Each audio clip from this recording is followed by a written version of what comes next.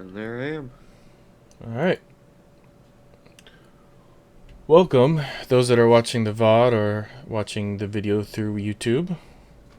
This is our first podcast of the VandalCast podcast. The VandalCast is our Magic Gathering podcast where we talk about either shenanigans, what's going on currently with Magic the Gathering, or in this case, previous shenanigans that we both experienced.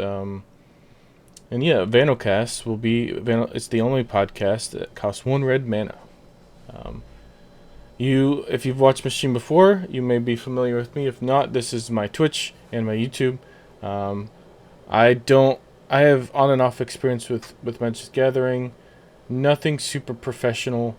Um, most of my major events actually have been with other card games, mostly either online or Pokemon, where I did do competitive back in the day, years ago.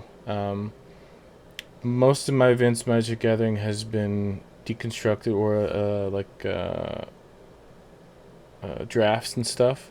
I've not done too many constructed events through Magic Gathering. It's just difficult where we live. We don't have a solid location for that.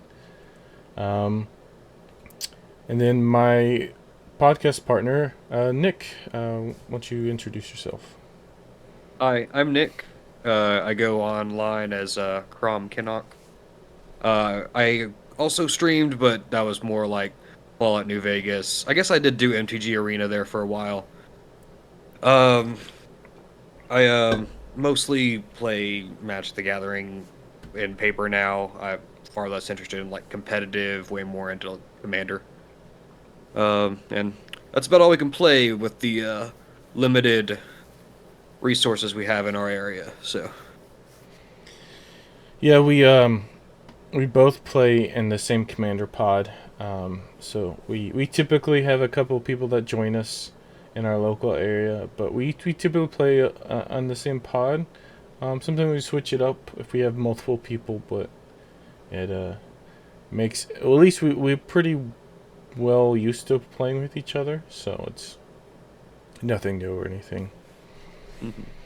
So yeah, the idea of the VandalCast podcast is it's a play on Vandal Blast, of course. It's Magic Gathering is going to be our main topic. Um, Mhm.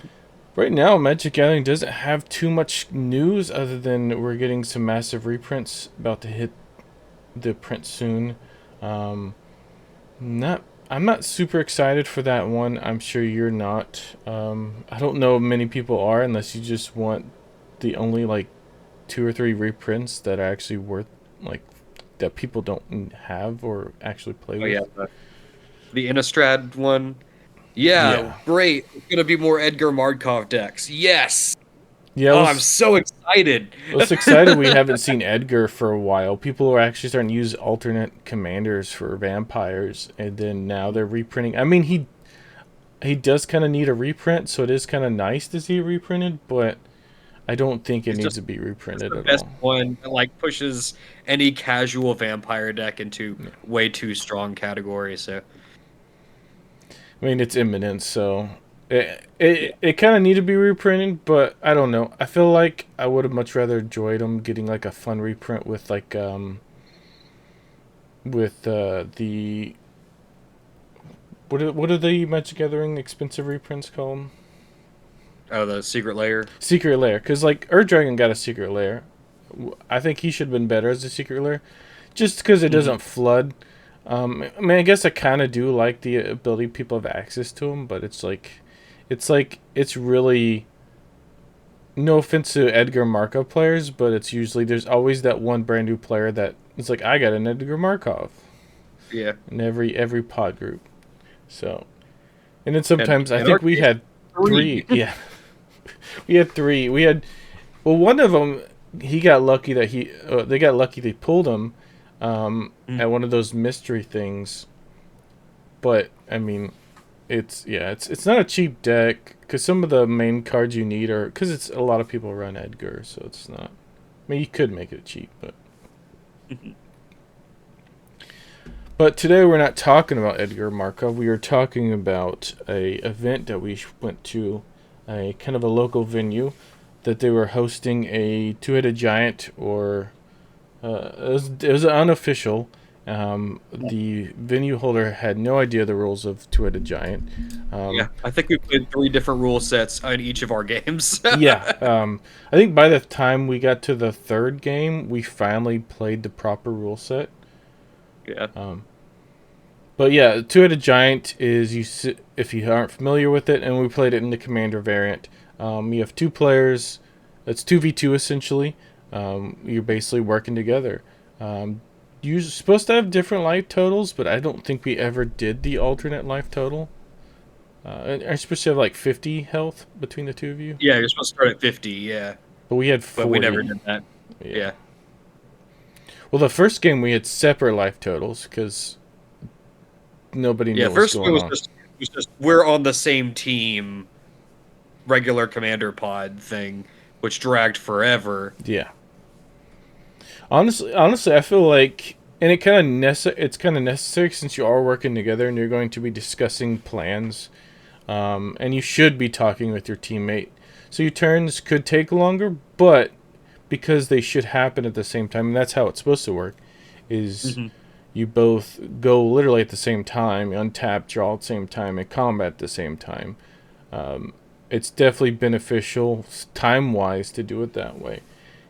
Hmm. And it's funny because I thought our games are going way too long, and we had some games that were going way longer, and I think it's because they went separate life totals. And there's also more to that was like our gameplay, but we'll get into that Yeah, later. I will say this is my first event where we didn't finish a single game, um, at least through normal ending. Hmm.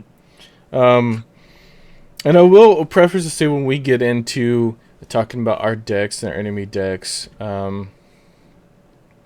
which I forgot to take the commanders down. Well, you can see the commanders that we ran for the decks. Oh yeah. That we were going in for a tournament play, so this wasn't we don't normally play this aggressive. It was listed as a tournament, so we went in the thought process of playing a tournament. So Low CDH level, but like with some brutal cards because we were like yeah, we're here to win. This is a tournament. Yeah.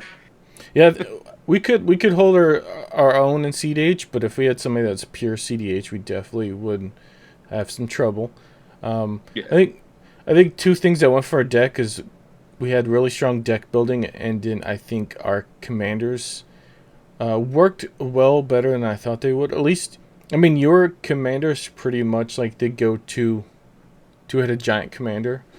Yeah, Um, it was so much better for specifically two headed giant that even I thought it would be whatever I was, and I play it all the time. I mean, yeah, it's so funny too because Silver Quill gives out 1/1 counters, and so you steadily grew your creatures.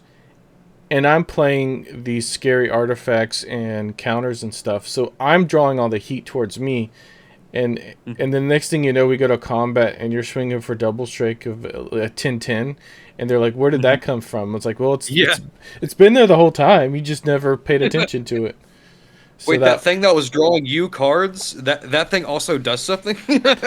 yeah, I felt guilty because you get, and one thing cool about Silver Quill is he's more of a group hug type Group hug, situation. yeah. People see it as they forget the double strike part, and it I forget it all the time when you Yeah, it's play like, it. oh, you're gonna allow me to draw cards? Awesome! I love this commander.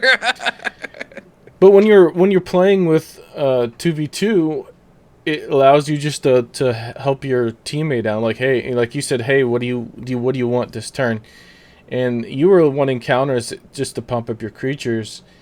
Mhm. And because I wanted counter spells in my hand, I was like, just give me cards so I can get answers in case something happens. I felt kind of guilty of like taking all the cards, but I'm like, I felt like my hand being bigger was more beneficial to us at the moment. Absolutely. Just Mhm. because, And yeah, uh, another thing that I was surprised how good it was not just that like, oh, I'm giving you a benefit too, but also you also get to choose what that benefit is. yeah. Because like normally when you play it, like you're giving your an opponent a benefit, but like it's the worst one for them. But like whenever you and another person are both getting the best one for your situation, it feels so oppressive. It's so powerful. And I think one thing that helped a lot too. At first, I was kind of nervous about it, but we kind of got the idea of giving you the kind of responsibility of removal, because white and black has tons of removal, like single target removal, and then I pretty much took the just counters. I ran Hmm. a ton of counters, so that way we could respond to things and you can remove things. So we Hmm. had an answer, and then the rest of the gameplay is whatever we wanted to run. So Hmm. like with Prismar, other than counters, I ran artifacts because his ability that a lot of people they just say, oh, flying and he's got makes a treasure, and most people don't read the bottom part, which for some reason even our opponents weren't paying attention to that part. I don't even know why they didn't question I was tapping artifacts over there like that should Yeah. be tapped, but his ability allows you to tap them to add mana of any color, which is already really good, and then you can spend that mana only to cast instants or sorcery spells, Hmm. which is similar to Urza, but doesn't make the construct. And Urza only taps for blue mana, but without restriction. So Hmm. a lot of people compare him to Urza.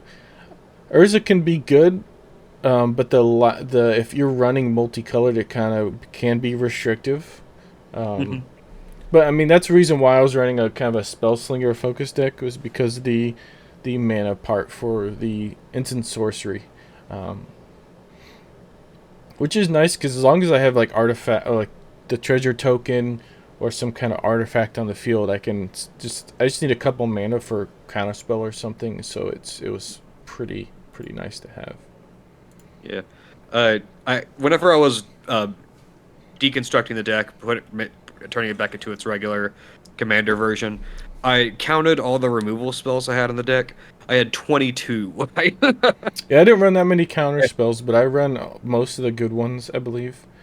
Um, it's your generic. I mean, your free the three free counters that most people run, and then just counter spell, and then yeah, different variants, but yeah, Mhm. nothing too crazy. I could have added more, but I wanted to kind of add some artifact stuff in, which we will cover. Yeah. Um, but I think we can talk about our MVP cards for the decks, or would you like to move on to talk about our Let's talk about opponents the MVP first? cards at the end of like each Okay. game. Y- Yeah, we will go to. Let's talk about. The tournament itself. Um, yeah, let me. Yes, right. And then we will talk about. Let's talk about the tournament. Our first opponents, I think. So our first Oh, okay. opponents, we had I believe Yorvo, and the second one was I think Krinko. Krinko. I couldn't Yeah. remember. I believe it was this Krinko because this is the one most people run. I thought it was Mob Boss. I think wasn't it Mob Boss or did I get the wrong card? The one that Uh, just makes 1/1 red goblins when you tap it. yeah, that's the one. You got Shadrick or He's not supposed to be. Arnie up there. Yeah. Don't know why I didn't switch Yorvo. Okay, so there you go. Should be the right one now. See, I've never seen one run Yorvo. I think the person that was running Yorvo just kind of gathered a bunch of green cards to make the Hmm. deck. Um, Yeah, because there was like 3 mana, 3/2 that had no other text in there. yeah. So, yeah, I think it was just they had a bunch of green cards, so they built Yorvo. Yeah, I think they said Was they your were like a 60 card player person where they Mhm. so they don't normally play commander. Um, so they just kind of deconstructed one of their mono because they run mono green and I think modern. I don't remember what they said they played, but Mm. either that or legacy. I think. I don't. That's that is a card for Legacy or Modern. I Yeah, yeah, I've never seen people run them as a commander and commander, so that's what I was confused. I mean, I could see how you could do an infinite combo with them pretty easy. Mhm. So yeah, if they had time to build it, I'd be interested. Krinko himself, I've seen many infinite combos, and that was like my thing, my Mhm. fear when I saw Krinko out on the field. Yeah, It's as like, soon as oh I saw no. Crank go, I was like, "Oh shoot, we're about to get rushed down by goblins." Well, the funny thing too is he had some key pieces for the combos, and that's one thing because he got some major Yeah, combo pieces out early, like yeah, Skirt the turn one Prospector, start prospector. Yeah. and then I think it was turn two, I think it was three when he got. I do have the card for the major key piece. Besides The Skirt goblin Prospector matron. is Goblin Matron. Hmm. And he played that one.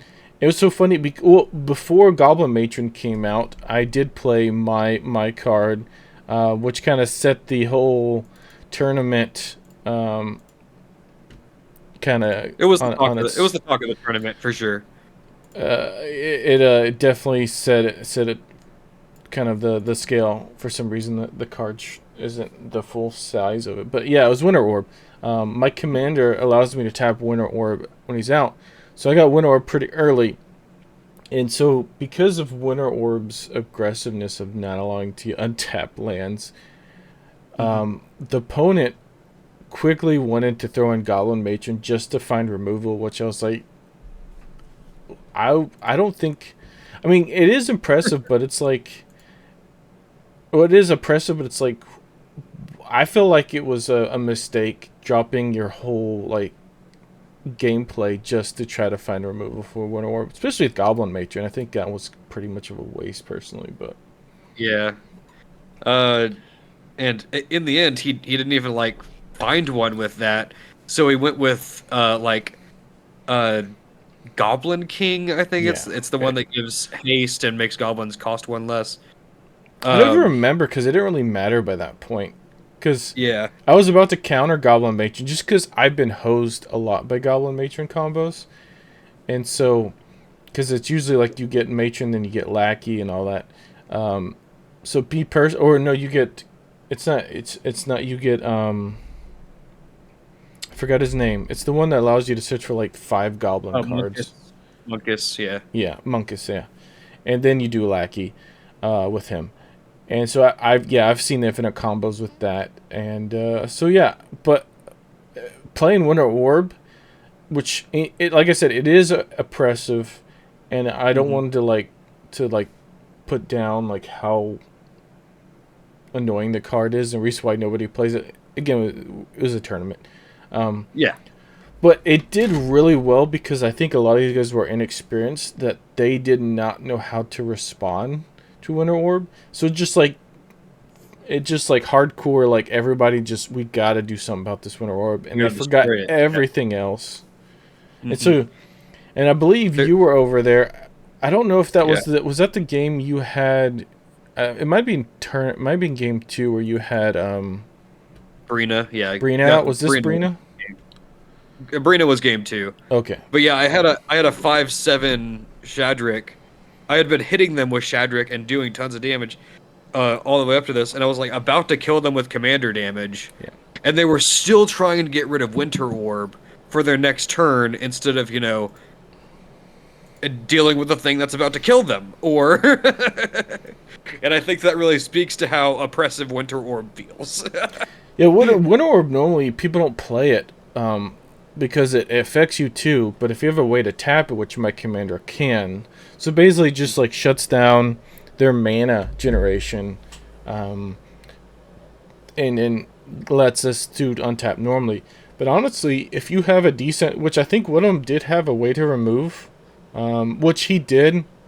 All you do is not untap your lands for like one turn and then wait till the next turn. I know it sucks, but I mean it's if you really gotta get rid of it. But I believe he played the ooze that removes artifacts. I can't Oh, remember acidic its name. slime. Yeah. Acidic slime, and I countered it. Um,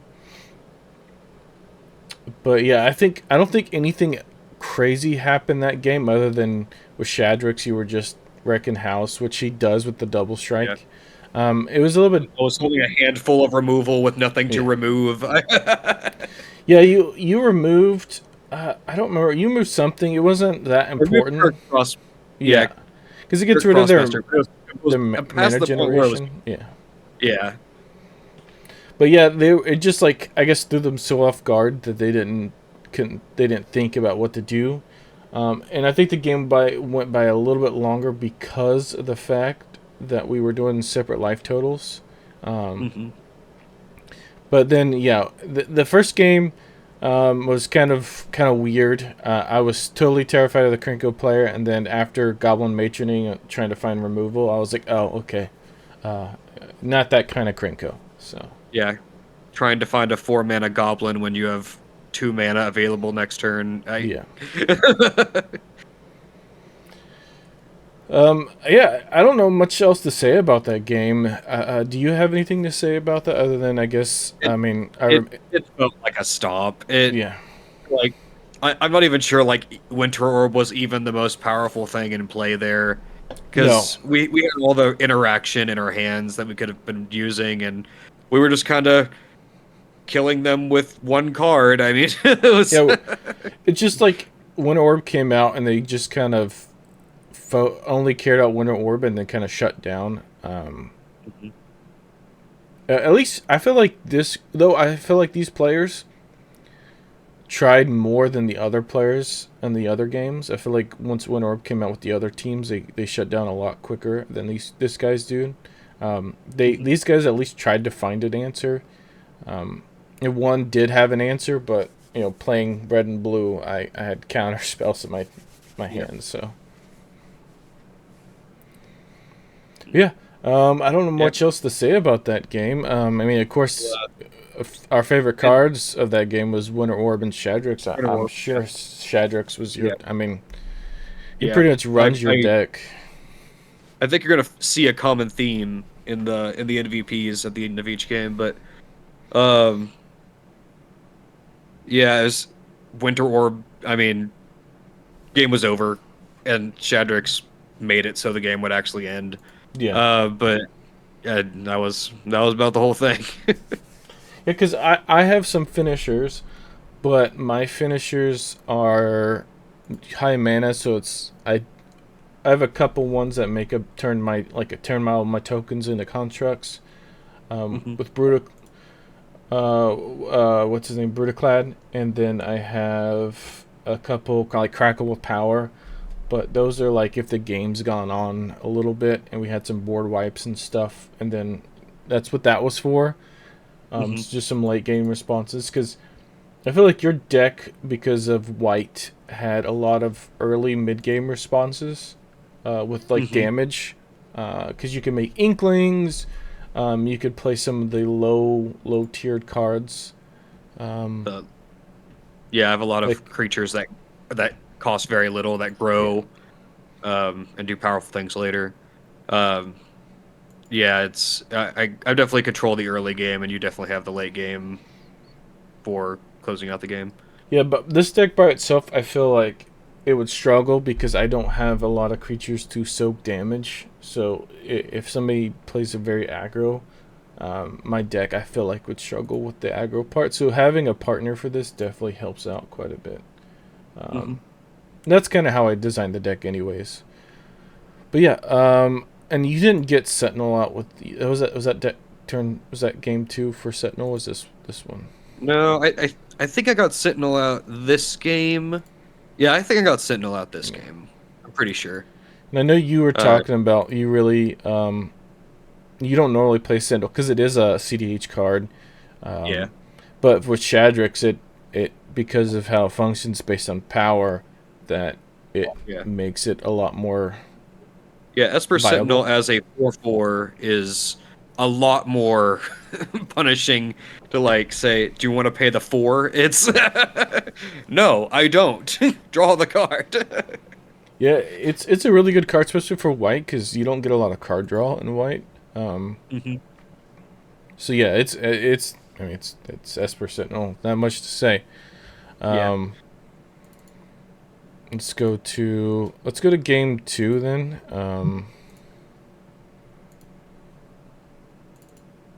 So game 2, I believe we had Marin. Oops, that wasn't supposed to happen.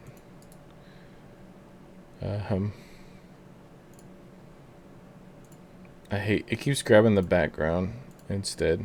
Oh yeah, there he is. Yeah,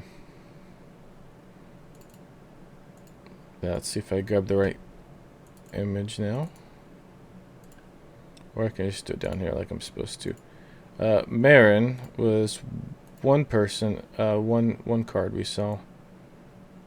And then the other card, the other commander was a new commander that I hadn't seen played before, so I was kind of excited to see it.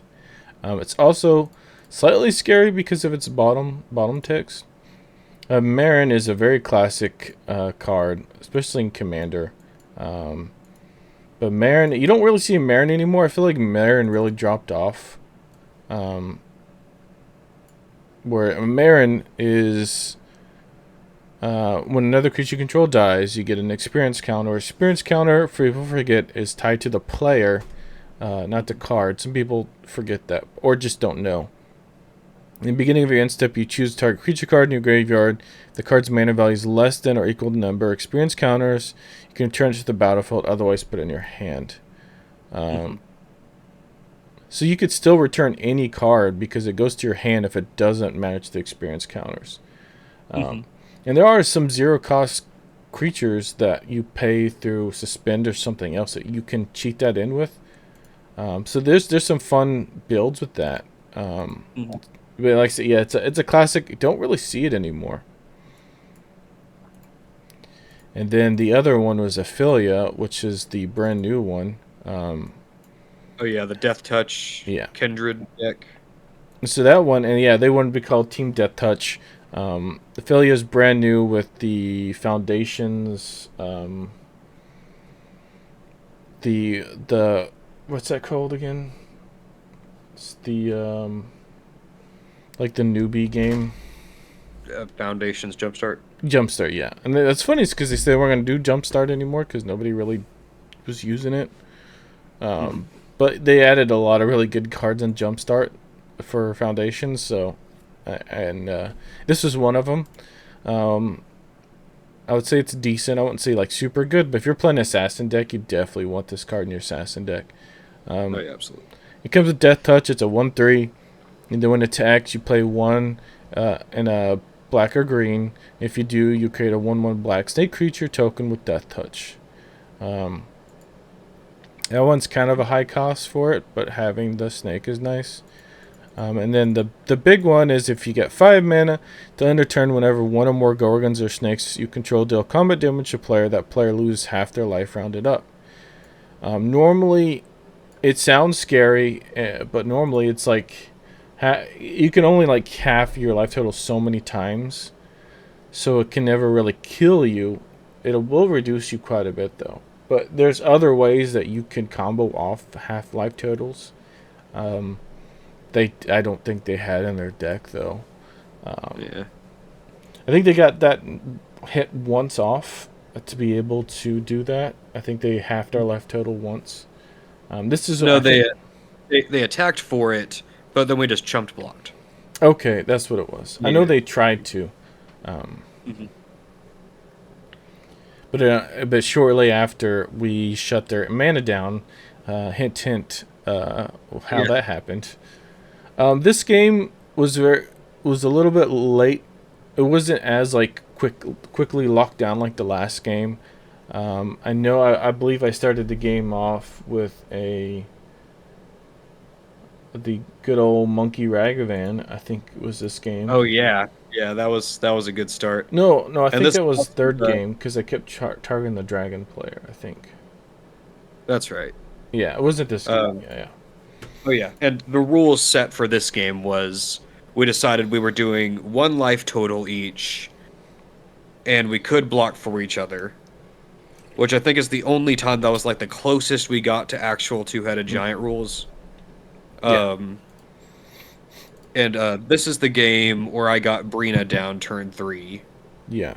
So Um, I and also got a pretty interesting card down turn. I believe it was turn 3 as well, because it was this game, and I didn't realize how strong it was. But yeah, so you had Brina out, um, and then so your Brina was pretty strong. I think it pretty much carried you most of the game. yeah, And drew me 4 cards, was an enormous creature. yeah, because so how Brina works is if any player, and people forget it's any player, attacks one of your opponents, so it could be me or you. If that opponent has more life than in another of your opponents, which they have the same life, the attack player draws a card, and you put 2/1/1 counters on creatures you control. Hmm. So I think it's because they tied for the highest life total. How that works, because they're separate players but share the same life total. It'll always trigger, if I understand Yeah. that correctly. So Mhm. Yeah, so every combat we were putting 4 counters on it. Um like it went from a 1/3 to a 5/7 yeah, to a 9/11. It was absurd. And by the time I was like swing at you for 9, and they're like, "What?" yeah. Well, I think it's because they forgot. We had the same situation, except this time it wasn't the orb. This time it was the one of the new foundations card, scrolling crawler that I played pretty early. Um, which also gave us more cards because at the beginning of my upkeep, which we share, each player will draw an extra card, so they get a card, and then each opponent draws. When they draw a card, they lose a life. So anytime they're Yeah. drawing cards, they're losing life. But since they share the same life total, it's 2 life instead of Yeah. 1. It was so much life at the because like each one of their draw steps they lose 2 Yeah, life. Each one of your draw steps they lose 2 life. I remember them saying at one point, "I could draw more cards, but I'm just going to lose more life." yeah. And they tried to remove this. They were kept trying to find removal for this. Um, I remember they were scrounging around, and the whole time Brina was getting bigger and bigger, Mhm. and then and yeah, and then but you didn't hit the big hits yet because that's right before we shut them down. Um, well, we shut them down. I put like the final nail in the coffin, but you played another two-headed giant all-star, which is scheming symmetry. Um, Oh yeah. yeah. I forgot about that. Um so this allowed us to find our MVP Winter Orb. Yeah, it's so funny because I was like thinking about playing Urza just for the mana gen. I'm like, why am I not just getting the Yeah. orb? But it's like, And then yeah, and this I card was is like crazy in two-headed giant. I was like, we're so ahead on board. I'm just gonna find an interaction piece that prevents them from stopping us. I think I found like Lauren's rescue or its escape, whatever it is. That instant that gives an Oh yeah, artifact or yeah, yeah. creature hexproof and indestructible, and you can scry one. Um, yeah, it was like Vampiric Tutor's good. Vampiric Tutor for both of you is insane. Well, if it had instant, it would be incredibly broken. But normal gameplay, this card is never played because you pick one of your opponents to get whatever card they want. So Yeah, it not something you want to play because you just give them the answer to whatever. They could just get a counter spell and counter whatever you're playing, or it just and gives they get them it the key first. combo piece. But when you play it with two-headed giant, it's just a tutor for both of you, which is uh, such a good piece for two-headed giant. Um, but then yeah, I got Winter Orb. It was the cheese one, but you know. And then we had a couple rounds, and I think that's because we were drawing so many cards at that point. That's when I drew in a fun combo of I wouldn't really say it a combo because it's not really combo, but a two piece, which is Ice Crown Scepter, and Yeah, counter and then spell. and then I so Ice Crown Scepter allows you to imprint a card. As long as it costs, it has to be an instant sorcery card that with the mana value of 2 or less from your hand. It basically exiles the card, and then you pay 2 mana, you tap Icecrown Scepter, copy, cast the counter, or the whatever spell. There's some great combos with it, because you play something like Soul Ring, which I had on the field. So basically, on their turn, I can Soul Ring and then counterspell as many times as at least once on their side of the field. So it was pretty funny. So basically, I can counter anything I want on their turn for free. Well, not pretty much free because I had Soul Ring to tap. So I would counter. I had a guaranteed counter on the field, plus Winter Orb, and then Brina was going to probably kill them next turn anyways. So yeah, it was that was just like I said, the final nail that says yeah, you can't really do anything. And yeah, they just like the first team, they quit. They didn't finish the game out. They quit early. The second team, once that came out, they were kind of just sticking out for fun, and then they saw that and they're like, yeah, okay, we're done. we're good. But um, even though Icecrown Scepter just was such a good card, I personally thought that game was really done for Scrawling Crawler, because I've never gotten a chance to see that game put in work, and it definitely did put in work. Even though it was like 1 point of damage each, or 2 points, which is really good, but like I said, the same thing with Winter Orb. They just only cared about Crawler. yeah. So. I think for that one I would give it to Brina. I had a full hand the whole time, and I put so much pressure on their life total. Like even if they didn't want to just scoop it up, I think we had them dead the next turn. Yeah, we did Because for sure. we were just punching them and bleeding them dry. I mean, it was it was good. Yeah, this game really woke me up to think. Unironically, I think I knew you had a pretty good multiplayer deck, but kind of woken up to see our decks actually do really well together. I wish we could play more, and I thought it's like that. I felt like that game was probably my favorite of the three, just because we got to really see our decks move. Because the other two games I felt were really short. And I feel like the Death Touch Kindred lady, whatever her name was, I feel like that deck was the most like unique. I didn't know what was going to happen from it, and that was the most I was like, oh shoot, am I about to lose board control here? Because I can't deal with Death Touch creatures. Because all my creatures I need to stick around and stack up counters on. Um, Yeah, Turned out that and wasn't that big of a deal. most of my pieces weren't things I could just throw away either. They were like key pieces. I could probably get rid of Crawler, but I mean, I'd rather have card draw. So I won't mind. Losing 20 life sounds like a lot, but unless they have the cards that like at the end of turn you lose the same amount of life that you've lost this turn, those combo pieces with losing half your life. Me personally, I'm not that scared of losing half my life because it's just half your life. Because half of 20 will be 10, but it'll just keep going half and half and half. And if they can't finish the game out, which there was no indication they could, so the card became less and less scary of that deck. But in a well built deck, that card I feel will be pretty scary. Yeah. Definitely a high priority to remove. Which I think you had on your hand. I think you had removal the whole time. Yeah, but I was hoping they were gonna dump 5 mana into that ability again, which is another thing that I realized like later. I was like, that is a 5 mana ability. That is rough. That is your whole turn to activate, the reason you play your commander. It's a high cost for sure. Yeah.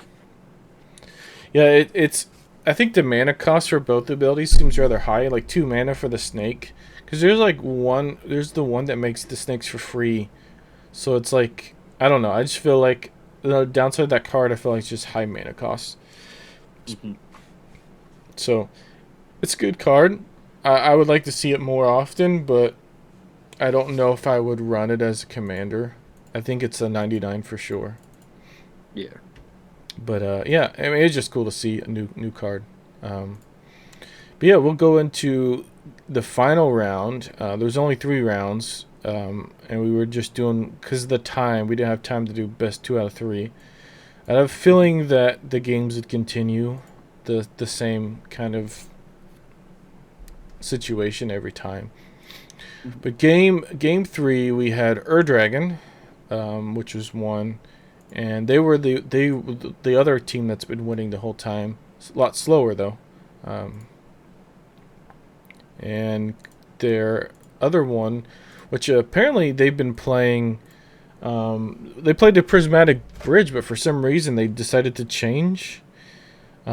Yeah, they were playing Coma Yeah, the whole time, which I was like excited to play against Dragon Coma. That sounds like a fucking yeah. monster. And then they switched to Prismatic Bridge, and I was like, can you do that? Can you? And normally in You see what tournaments you're your not opponent's allowed to playing and switch decks, but yeah. Um, since this is like at this point, I feel like we've yeah, I was been kind of yeah, dominating. I I wanted feel more like of a we were like, challenge, so I didn't complain. so you know that rule zero talk where you're like, what level is your deck? And then everyone says 7, and then a CDH player says 7. I feel like it was that. We didn't say 7. We came in. Yeah. We We went in to play a tournament, but yeah. it, our decks were just like leagues above the other ones. It was Yeah, I was hoping. I was excited for these guys. The the 2 teams I was excited for is these guys, and then the other team that they beat, which is the one that was playing Mothman. But we didn't get to play them because of single elimination, sadly. But I was yeah, kind of looking. They looked like they knew what they were doing. But if these guys beat them, I mean, these guys might have had a good deck, but the downside of playing Bridge and Dragon is you are not doing the early game. You are yeah. not winning the early game. Um, And you're both 5 color against a yeah, guy who wants to blow up mana rocks. or a guy that takes the mana away from you. Yeah. So you had Lauren, I believe, in this Hmm. game, and then I also played.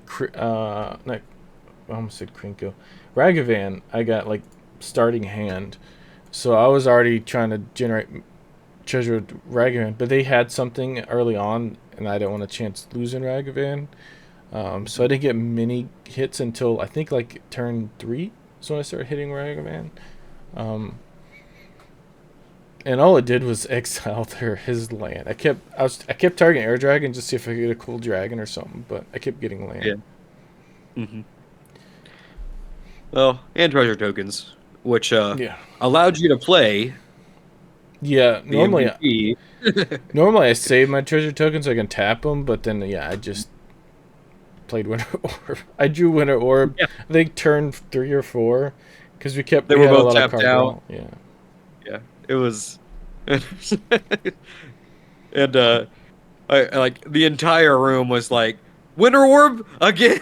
Yeah, I kept telling people, shh, don't spoil, because it is kind of like unsportsmanlike to like give away like somebody's deck. But whatever. It wasn't like Yeah. super competitive. I was like, no, don't spoil it for the other team. Let them experience Winter Orb. Um, yeah, I had some fun cards. I didn't get to see play. One of the combos I never get to do, and I think that was probably game 2 when I played Jessica's Will. Um, Hmm. Normally I don't like playing Jessica's Will without getting both benefits, but it had to be. I think it was game 2 because I played Jessica's Will for 6 mana because they had 6 mana because it was pretty early on. Played my commander and then played Winter Orb. Um, and both coming out at the same time was really good. But I don't think I've ever done Jessica's Will that early in game. I played it Hmm. for the 3 mana, I believe. No, yeah, 3 mana. And then I had, I think, a treasure. I think I had for the blue source for my commander is how I did it. Um, Yeah. I don't remember which game that was, but I I was, and like I said, I normally don't like doing just because I like getting the exile part too, but it's getting Winter Orb. Found out pretty much wins the game, and then you already had a pretty good Shadrix at that point. I think you had a couple counters on Shadrix. Um, Uh, I, this game actually went on for uh, quite a while. Um, this was the game where my like single target oh removal I felt yeah, like was pretty. I mean, I got to do it. I'm not sure if it yeah, was good, but I got to do it. I got to use like Swords to Plowshares, Path to Exile, um, Despark. Just I don't even remember which ones I used, but anytime they played something, I just removed it, and they were stuck for 3 more turns before they could do something again. yeah. But They yeah, this slipped is the one where one. Shadrick grew and eventually killed him with Commander.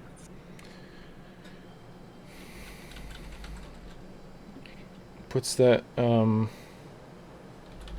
they did slip one decent card through early on, which I haven't seen that in a while.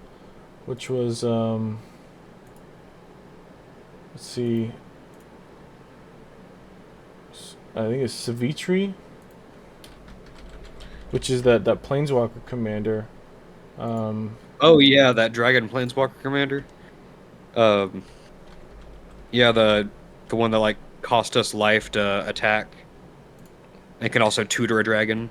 yeah, the I was tapped out when they played it, and then I think you just didn't.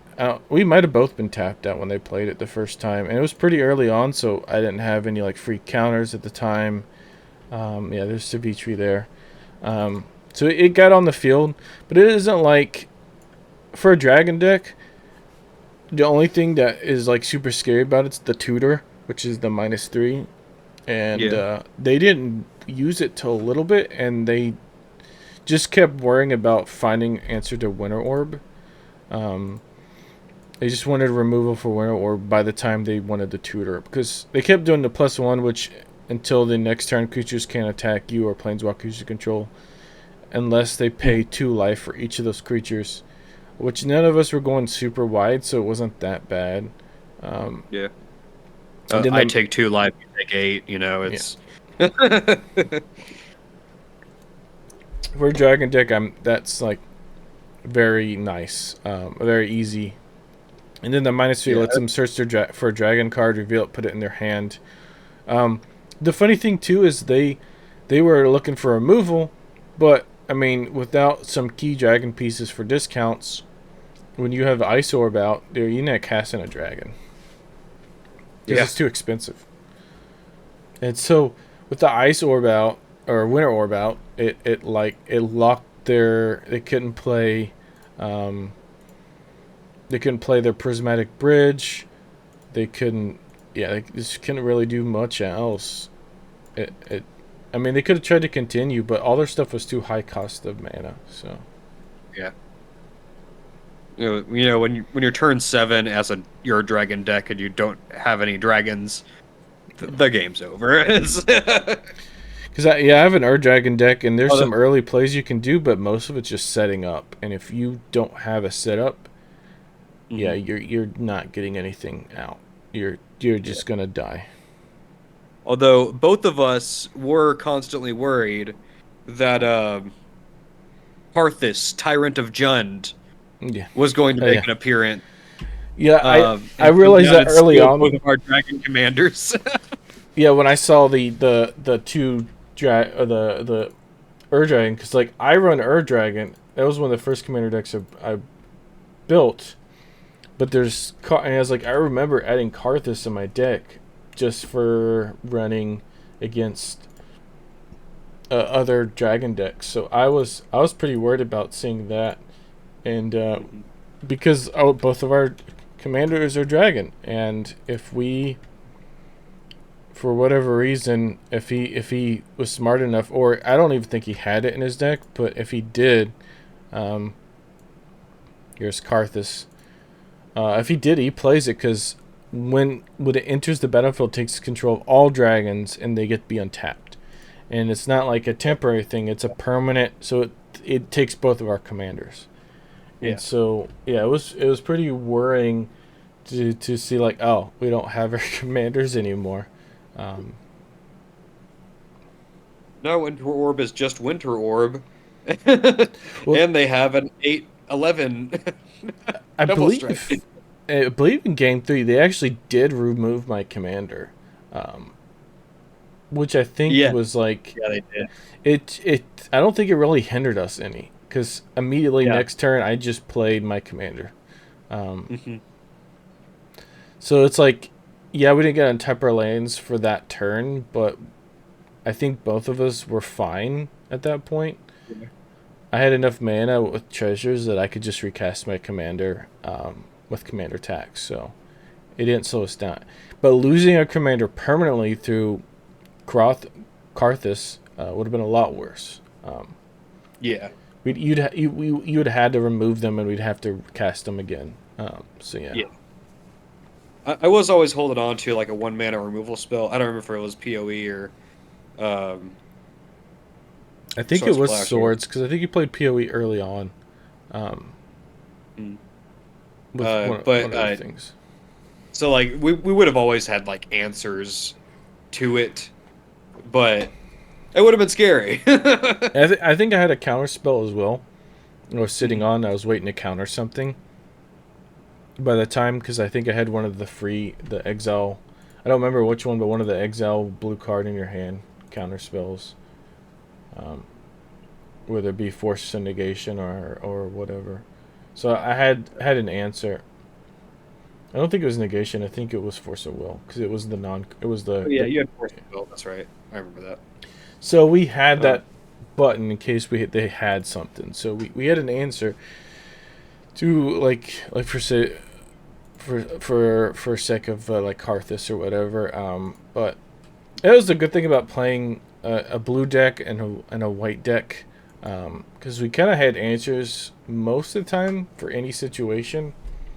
mhm. There's a few times like early on we didn't like how they got um, Sylvetri. But honestly, I don't know if it'd be worth removal because other than I guess the tutor part would be worth it, but I don't know. Yeah. They'd have to tutor it out, then fight through Winter Orb to cast whatever they Yeah, got. yeah, yeah. So to which we both had interaction with, is it was too little, too late. I Yeah, think at most it got you health. yeah, I've never run Sweet Treat. I almost have a few times. The tutor is nice, but I feel like just is such low loyalty, and the plus one I don't feel like is that beneficial for a dragon deck. The ult is great and the -3 is great, but I don't know. I don't Yeah. know if it's worth the 4 mana for a tutor because there is already a dragon tutor for 3 mana. So it's like I Oh don't know. yeah. Me personally, I've never thought Sivitri was worth it. There's just a lot cheaper ways to do a tutor. Um, Mm. Unless you yeah, like wanted to as your commander and like wanted to do some yeah. blue black dragon something, but yeah, I think even in the I think in the 99, it's not that great. I don't know if I'd run it as a commander. I don't think there's too many good dragons that are blue black though. Sadly, most of your good dragons at least have green or red in them. Maybe you want like a blue black dragon pillow fort deck or something. Yeah, it's the plus one is such a weird for a dragon planeswalker to. Hmm.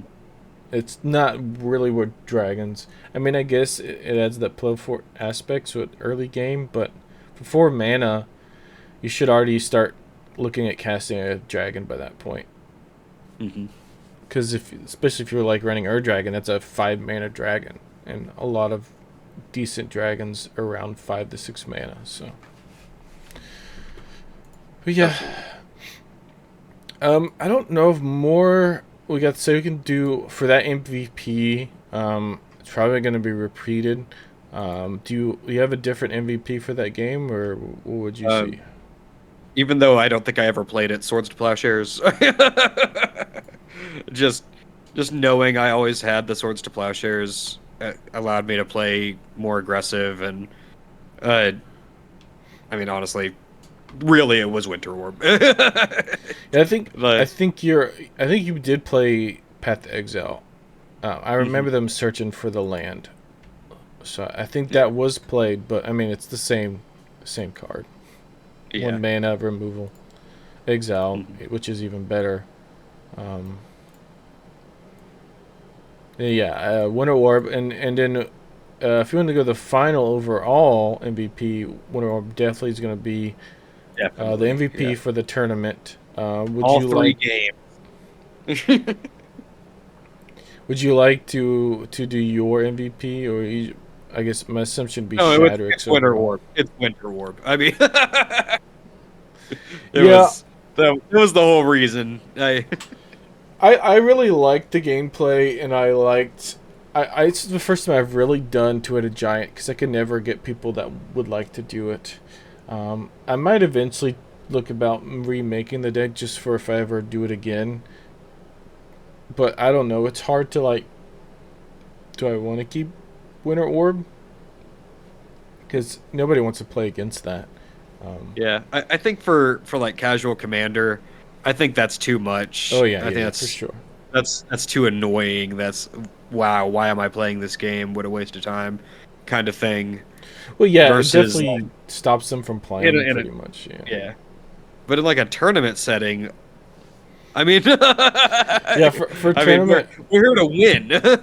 I thought about like the only change I would do for the deck if we played the tournament again. I would look at maybe adding Static Orb just for consistency. Um, Yeah, yeah, Static Orb is the same thing, but it's two. You can only untap too two permanent. permanents. Yeah. Fun fact: if you have Winter Orb and Static Orb, um, you can only untap one land because it replaces the effect, but they kind of work together. I don't know if you knew that. I looked the ruling up Really? because I was confused. It's not three things then? It's not one land No, and two no, things? no, because you're Huh. still restricted to two permanents, and you're restricted to one land. So, two permanents you can untap. One of those, if it's a land, you can only do one land. Um, Huh. because one of the permanents that you untap with Static Orb um, counts as the land that you're untapping for Winter Orb. Fair. Fair. So that's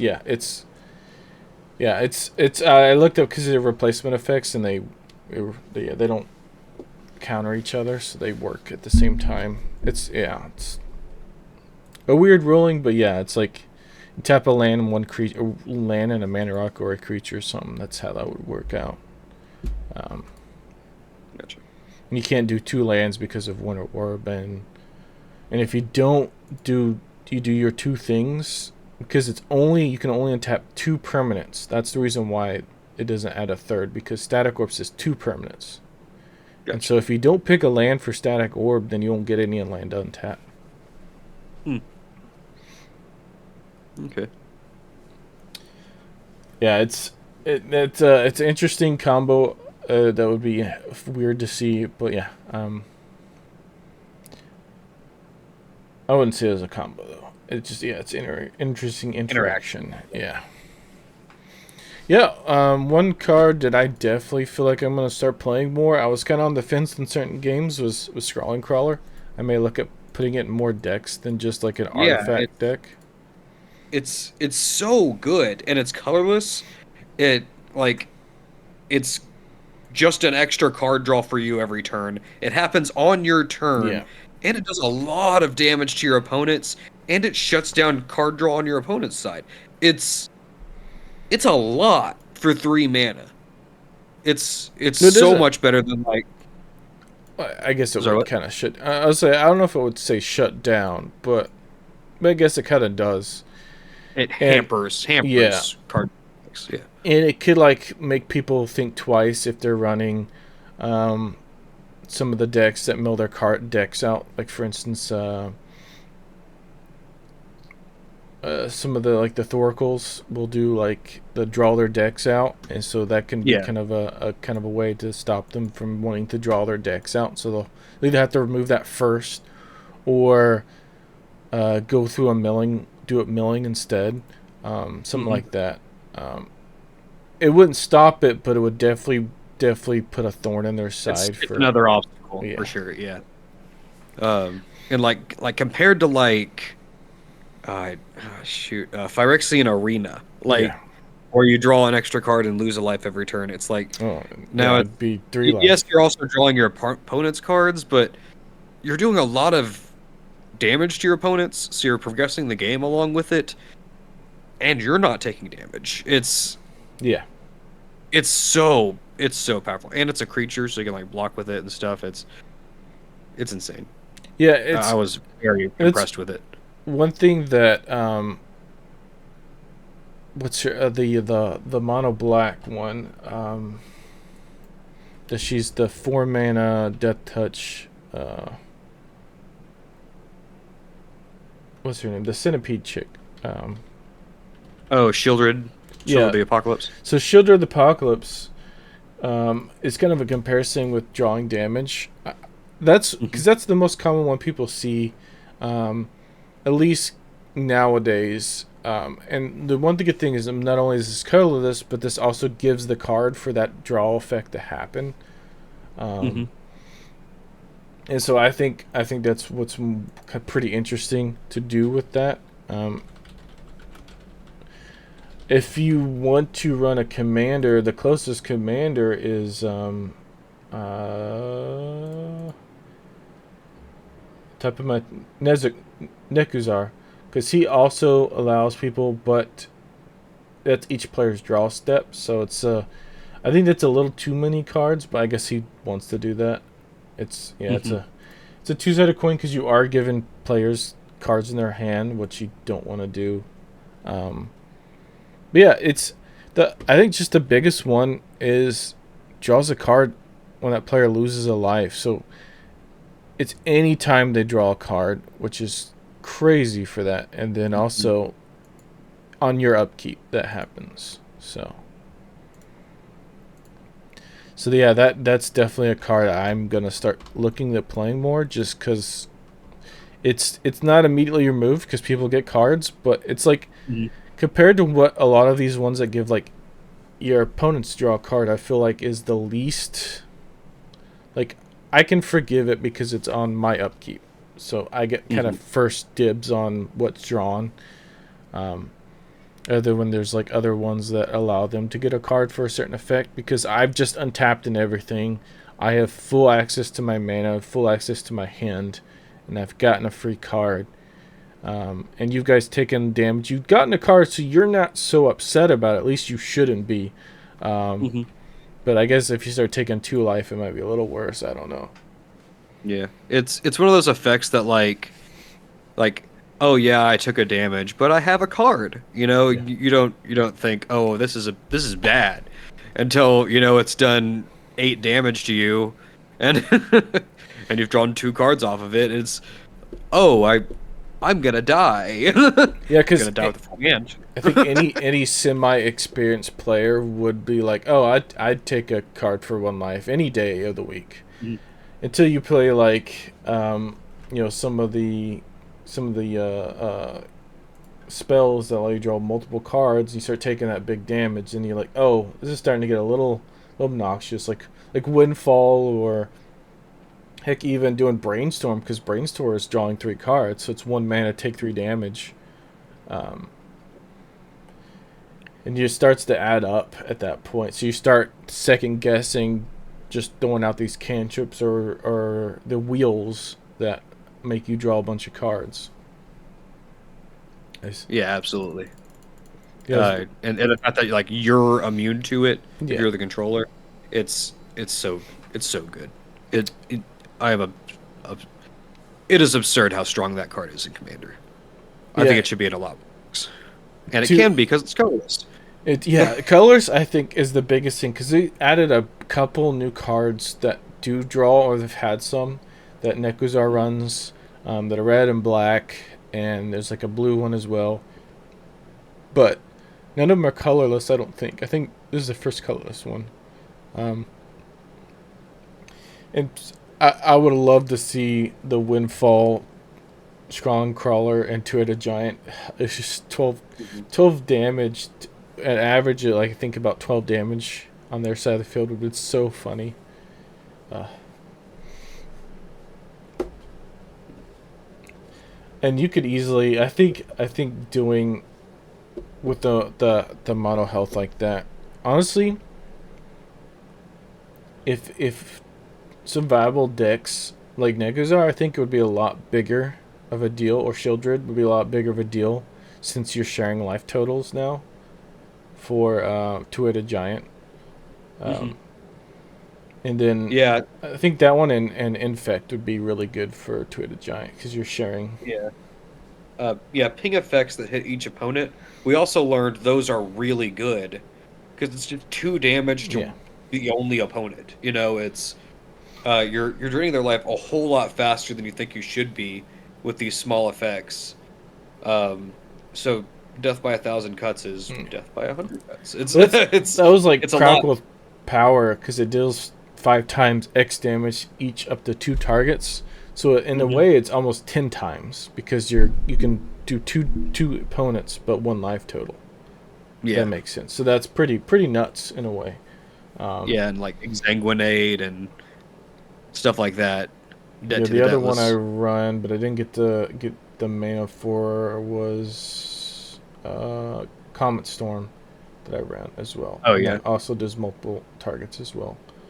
So yeah, that changes them a lot. It's funny when I built this deck, I didn't think about them being the same life total. I knew it, but we started playing and we started playing with the mono life total. I was like, oh yeah, this is way different than that I thought of, and I might I kind of wish I could go back through and think of like now that we share in life totals, how things would be a bit different. What's Hmm. I might change my spells up just for that reason. But yeah, it's just one of those games you don't get to play very often. I'd like to try to do more um, to hit a giant with our pod sometimes if we can get people that were willing to do it. If we can get out of the precons with some of them, but yeah, I mean, like, even just like make some minor changes to your precons or proxy. Everyone, proxy. It is a yeah. good thing. Feel free to proxy. I mean, heck, you could. So sometimes that I do if I don't have the cards to finish the deck, um, and what I'll do, and it's a good thing to do too, because when you get to the expensive cards, like, do you really want to? You want to for sure. You want that card in your deck before you start dumping all that on there. So Absolutely. what I like to do is I like to I print out the card and then I put like a planes in a sleeve and then I cut out the card and I slip it on top of it. Hmm. I know there's some good proxy sites if you want the actual card. And there's a difference between proxy and counterfeit. Make that clear. So proxies are Yeah. obvious, either the material or the back. I had some cards that were obvious proxies. Either the art was different, so I had some dual line proxies that had the different art on the front, and then the back said it had just a normal ring. It had proxy on the back. Um, Yeah. so Yeah. I that's think that yeah, there's also like an intent to deceive, like yeah, with like trying to make money off of doing so, or by entering a no proxy tournament. But like yeah. 99% of situations you're going to be in, proxies are absolutely fine. I mean, if you have any intention of building the deck, proxy it. It's fine. Do it. Yeah, most I don't know if any groups, at least in Commander, would just shut down proxies immediately. Hmm. The only time I feel like proxying is when you do proxying bad, is one lying about it, just being honest for starters, and then the other thing is proxying like a CDH like top tier. I feel like that's kind of I don't know, just in bad faith, doing it that way. I mean, and again, it goes on to being honest about what you're playing. If you're going into a CDH pod with a group and they're all playing top tier decks, and then I think it's fine. Um, Yeah. Yeah, absolutely. and again, it's just communicating, um, which I feel like not a lot of people do. They say they do, but I don't. There's honestly it's been very few pods where I've gotten a lot of communication. I try to get it out there, like, hey, what are you guys running? I know you do it too. But sometimes we people we play with, and not just our group, but other groups as well. When we've gone to other places, it's hard to get something out of them. And then of course everybody runs a 7 or an 8. That's what everybody Yeah. runs. I kind of off topic, but the new system Wizards of the Coast proposed, where like they're gonna build a database of like all the different cards, and you can like actually rank your decks in a 1 through 4 for like the 4 different main kinds of Yeah, games you're looking for. I'm excited about it. Do I think it's gonna work out that way? Probably not. But I mean, yeah. It's in a perfect world. It I'm sounds hopeful. great, but Yeah. that's assuming that Wizard of the Coast does their due diligence, gets the entire because of Commander, entire legal cards, and that would also assume if they're going to do that, they're going to unban certain cards because they're doing a tier list now. And Hmm. then on top of that, that all the players go through the effort of uploading their deck lists through that process as well. Hmm. So that would work. So you would have to get the effort by the player base, and then the effort by the Wizards of the Coast themselves. You can Yeah. imagine the time that it takes. I mean, I guess you could do mass, um, stick some in there, but dude, And like honestly, you don't have to do all of them. No one's worried about, you know, yeah. a random 2 mana 1/1 flyer from 7 years ago. But, like the Well, top the 15,000 cards, probably. the Yeah. problem is like some cards, like to me, Winter Orb, I would put a lot lower tier by itself, but compare it when you put it in with Gazaleth, Prismari, the Winter Orbs jumped a tier to Hmm. CDH.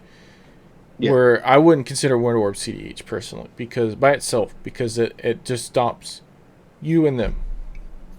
I have a lot of trouble thinking of like a situation where Winter Orb is played where it's gonna feel fair.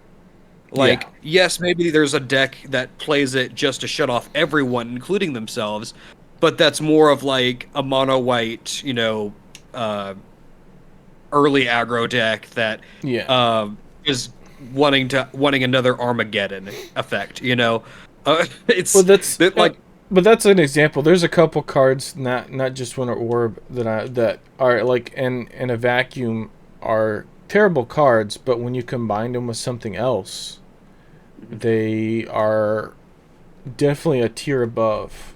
Or they're a combo piece by themselves. They're mediocre, but when you add it with something else, so that's one thing I was worried. I'm concerned how they're going to do that in that system. Like, are they going to have a way to read? Oh, yeah, both these cards in the deck. So now it's a step higher. mhm. Or they're just going to Yeah, ignore they that. did say that there was going to be like a thing where like if Witherbloom Apprentice is in your deck, it's not that big of a deal. But if Witherbloom Apprentice and Chain of Smog are in your deck, now they're both Yeah. top tier, because now they're an infinite combo. Um, So yeah, that's um, one thing I hope they get. Honestly, I think they should get with one of these builder sites that have a lot in them already, like Moxfield or some of the others, um, mhm. and use that as kind of a starting point because you don't need to reinvent the wheel. Um, but I mean, kind of like doing a D&D Beyond, but with Magic the Gathering would be kind of cool with your deck lists Yeah. and stuff. I Hmm. think we do need a standard because a lot of there's so many good sources for deck builders out there, and to kind of get a standardized for the rules would be nice to have. Yeah. But I think we've gone way off topic, and we could Yeah. also save this for another day Hmm. because we haven't decided what we're going to keep consistent, if it's going to be Saturdays or every week or every other week. Probably won't be every week until we uh, get a lot more topics going. So we'll post more of it out there. I'll talk about it on my streams, and then yeah, I'll talk. So if you ever want to hear more, just ask. I think we should be good enough to wrap up the podcast. Two-headed giant, fun. Winter orb, bad. Sprawling crawler, cool. Um, what else? And I was there too. I mean, you did the legwork. All I did was play Winter Orb. To be honest with you, that was pretty much Yeah, the game. all you did was win the game, and I was just there playing with you. I played a 2 mana artifact that just like shut our opponents down, and you did everything else. You helped with filling out my hands, with adding actual damage to the battlefield that they totally ignored. Um, but I yeah, can't imagine why. and it's Winter Orb. Mhm. But yeah, but thank you for watching. If you popped in the stream, thank you. If you are watching the VOD, please follow. Getting 50 follows will definitely help the stream grow bigger.